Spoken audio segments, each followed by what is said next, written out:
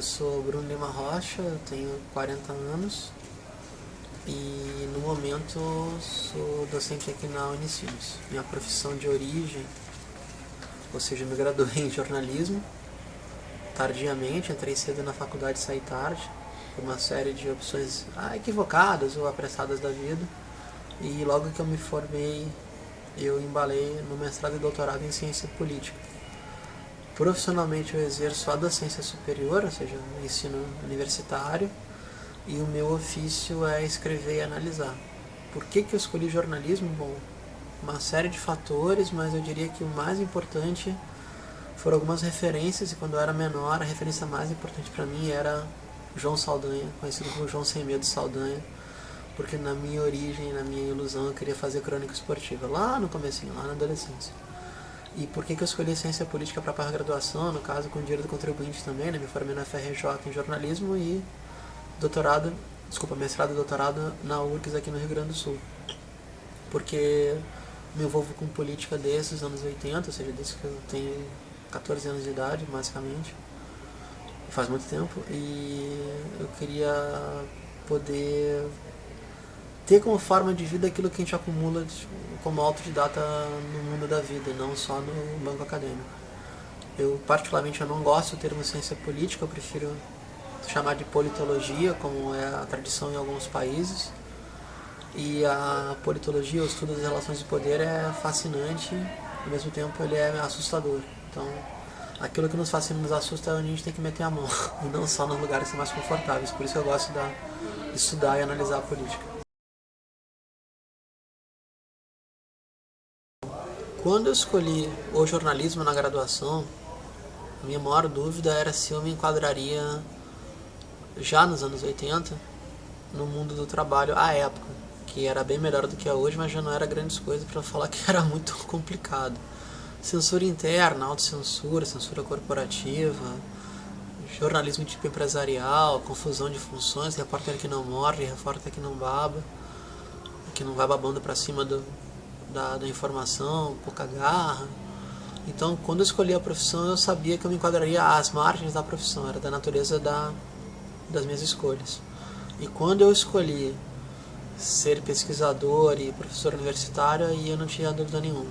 Mas também havia um pouco de falta de opção, porque como eu me formei tardiamente, a margem, o universo de escolhas já era reduzido. Então eu já não tinha dúvida nenhuma. Como eu fiz iniciação científica na graduação e fui durante muito tempo, fui via concurso, por sorte, foi um concurso que deu para entrar sem conhecer ninguém, assim como eu consegui entrar sem conhecer ninguém na maioria dos lugares. Aí também eu tive um certo grau de certeza que pode não ser o mais emocionante do mundo, mas te habilita a opinar, te habilita a partir daquela posição tu poder incidir em outros lugares. Isso é muito legal.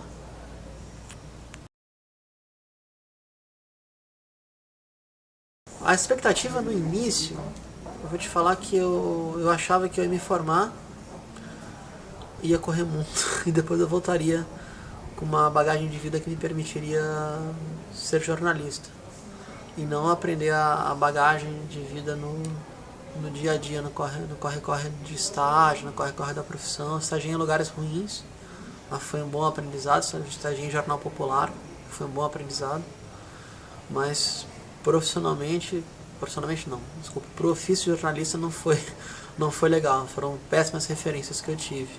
Então, a minha expectativa era mais, de repente, trabalhar na mídia sindical, trabalhar na mídia mais alternativa, como se pudesse desde sair viver. Já tive essa ilusão até pouco tempo atrás, hoje em dia eu sei que é um complemento de renda, não pode ser renda principal, porque a gente nunca vai ter tamanho e volume de recursos que tem a mídia corporativa. Então a expectativa era mais ou menos essa, né? Brigar um pouco para poder trabalhar com uma opinião mais incisiva e para poder reportar ou estar junto dos fatos mais duros da sociedade.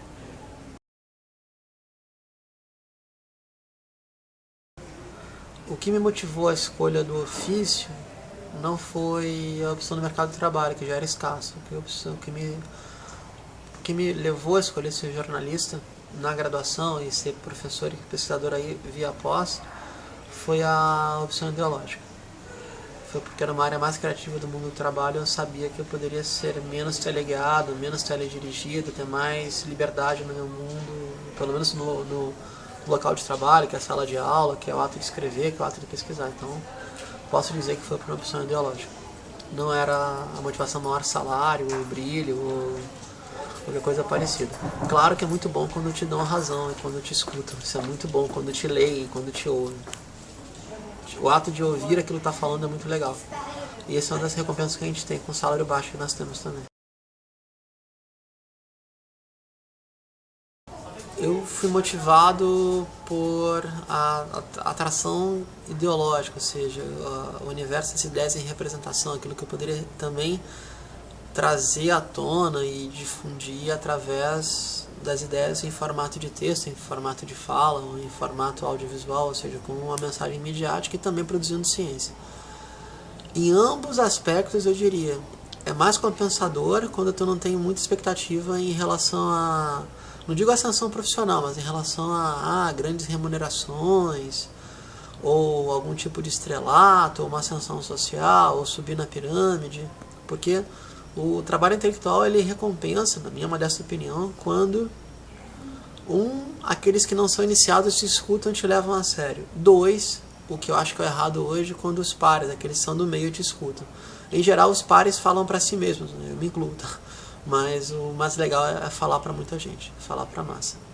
Então, mesmo que a massa seja uma pontinha na internet, mas muitos acessos, já está ali bom tamanho. Eu diria, se a tendência é mercado de trabalho, procurem fazer cursos que te propiciem um rápido ingresso no concurso público, por exemplo. Ou cursos que estejam em voga no país, como química fina, engenharia de alimentos, etc. Aquilo que, na minha opinião, deve motivar um jornalista, deve motivar um politólogo, ou qualquer cientista social, qualquer pessoa que mexa com ciências sociais, é a sociedade. Ou seja, é modificar as relações sociais e melhorar as formas de vida das pessoas, ou opinar porque elas são ruins. Essa seria a grande motivação.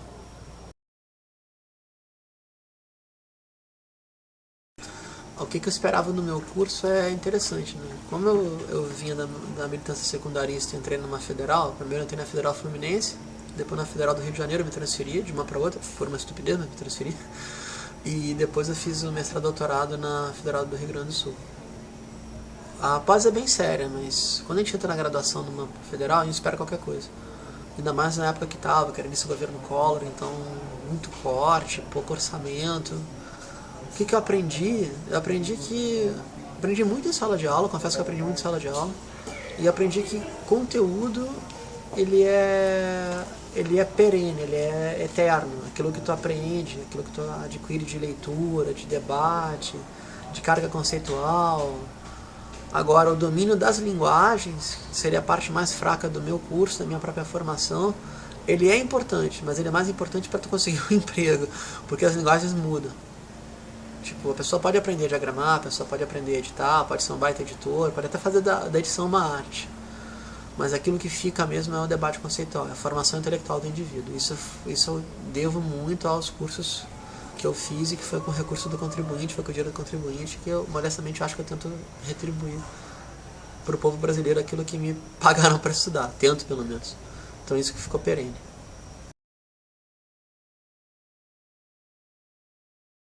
Expectativa do mercado de trabalho, como ele era. Como eu sou filho de assessora de comunicação, assessora de imprensa na Sorin, depois assessora de comunicação, e também estagiei com assessoria de comunicação, e tive a alegria, a sorte de, logo no início do curso, por vir da militância, participar da Executiva Nacional de Comunicação Social, da Enecos, ainda com outro nome, mas já era Enecos. Eu não tinha muita ilusão, não. Eu sabia que as vagas para as grandes redações eram restritas, sabia que havia todo um glamour em torno da chamada grande imprensa, da grande mídia, e que eram vagas poucas e, em geral, não eram muito bem remuneradas. Tem exceções, mas não eram muito bem remuneradas. E que quanto mais ao interior fossem as praças, pior paga era a mão de obra. Então, realmente, a expectativa que eu tinha em relação ao mercado de trabalho era muito realista. Então, não tive nenhum grau de ilusão em relação a isso e, portanto, não tive nenhuma desilusão tampouco.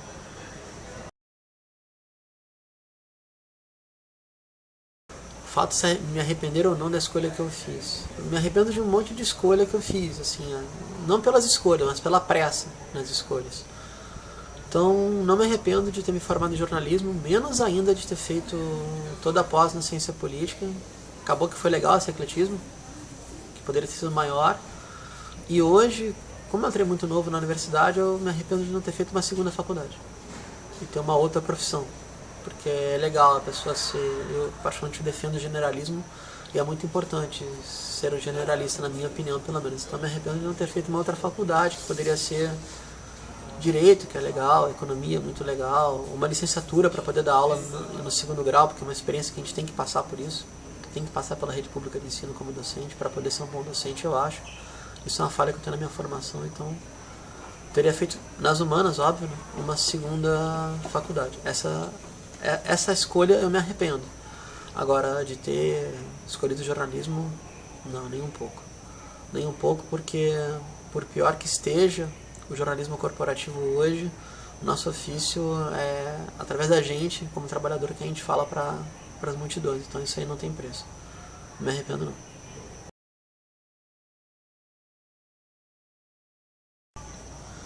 O que de melhor eu aprendi na universidade? Como eu fui e voltei várias vezes, então foram em vários momentos da vida da gente. Agora é outra, né, porque eu trabalho na universidade. Mas na graduação, o que eu melhor aprendi foi a quebra das barreiras simbólicas, que hoje é um esforço que eu tenho, quase que uma cruz que a gente carrega. Eu venho de uma época, e olha que eu sou abstêmio, sou atleta, eu não gosto de nenhum tipo de consumo, minha droga é Coca Zero e água com gás, mas assim, eu lembro que tu não chamava professor de professor, professora de professora, não tinha essa barreira de senhor, senhora. Ainda sou de um período que até os não abstêmios se bebiam em sala de aula. Eu tenho horror a cigarros fumavam em sala de aula. Ou seja, tudo aquilo que seria esse formalismo, essa convenção de maneiras e modos de se portar, isso não tinha. O que valia era o debate. Então eu lembro que era um espaço muito livre, a gente tinha muita liberdade, a gente era incitado a exercer essa liberdade, desde o começo tratados como adultos, mesmo sendo jovens, 18 anos, 17 anos no meu caso, 20 e poucos. E era muito legal, várias gerações juntas assim, tipo, tinha a festa do DA, era do DA, obviamente. Professores participavam, então essa relação muito próxima, que não era, ninguém chamava de aluno não era dinheiro de pelego, a gente era estudante é quem estuda, todo mundo é estudante, todo mundo está estudando, todo mundo estuda. Então o professor também é estudante. Então isso aí foi a melhor lembrança. Mas disparada a melhor lembrança. E à medida que a gente vai se tornando trabalhador da universidade, como docente, a gente vê que essas barreiras simbólicas voltam, mas é um esforço, né? Não aprendi desse jeito, não é assim que eu tento reproduzir. Então acho que o que eu melhor aprendi foi no início do curso, foi com professores geniais, mestres geniais, que não precisavam do título para ser genial, e a gente respeitava muito isso.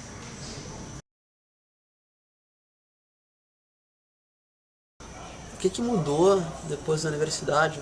Tá, depois da graduação, depois de mestrado, doutorado.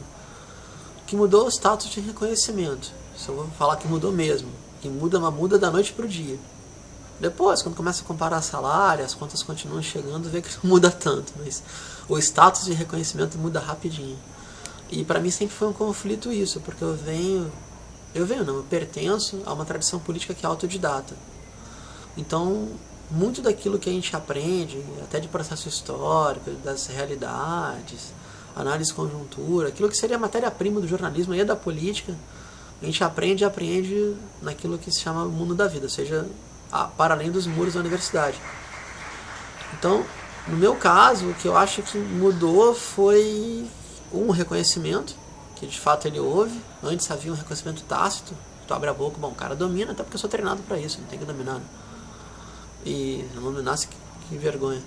E além do reconhecimento, um grau maior de erudição. Isso realmente houve. E posso dizer que no final do doutorado, o encantamento pela ciência, que antes não havia. Era mais empírico, era mais até era quase um elogio ao empirismo. Então, a metade do doutorado em diante, aí sim, aí o elogio ao raciocínio científico, capacidade de tu universalizar o argumento científico, por mais que isso aí seja meio furado também, seja muito ocidental, meio neocolonial também, foi o encantamento que teve. Eu diria essas 3 etapas.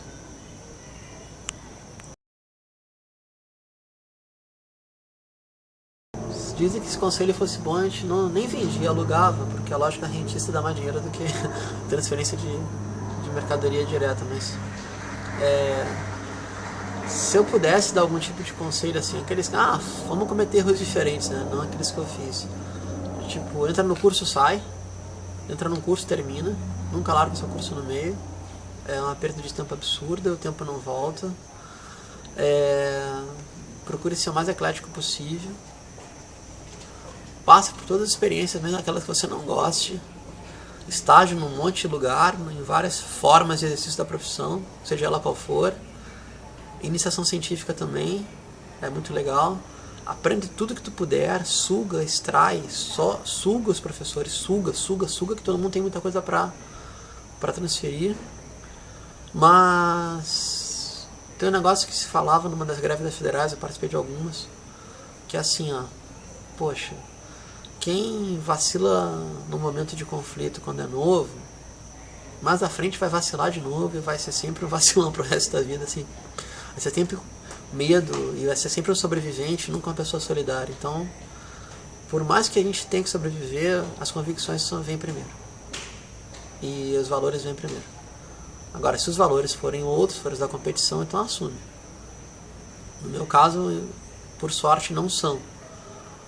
Sorte que alguém me transferiu esse tipo de valores, esses valores a gente consegue tentar transferir agora, mas não abre mão das convicções. E essa história que tu vai mudando convicção que vai ficando velho, não muda nada. Não muda nada. Você só fortalece. Isso não existe. Tu muda se você muda o teu ponto de vista. Agora, você não muda o teu ponto de vista em função que você acha que você está conseguindo certo, não muda as tuas convicções. Então, o que eu aprendi na militância secundarista vale. Greve não se fura, o colega não se entrega. A gente está aí para escrever, para defender o mais fraco, a gente está aí sempre do ponto de vista de baixo para cima, a gente dá aula para todo mundo, não é para uma tropa de elite que chega primeiro, sala de aula cada um é um indivíduo, tem que entender as pessoas individualmente, tem que quebrar barreira simbólica, tem que ficar sem pompa, sabe? Tem que ter humildade o resto da vida e tentar exercer isso. E também é o seguinte, né? Quando se enfesar, todo mundo se enfesa pra cima, nunca pra baixo. Nunca desconta no mais fraco a tua frustração. O ideal é que não faça, agora tiver que fazer, faz pra cima, porque é justiça. Essa é a dica que eu dou, mas de qualquer maneira assim, calma todo mundo, aprende tudo que tu puder, seja o mais versátil possível, que as portas, se elas não vão se abrir, tu arromba, mas arromba com classe, pelo menos, com jeito.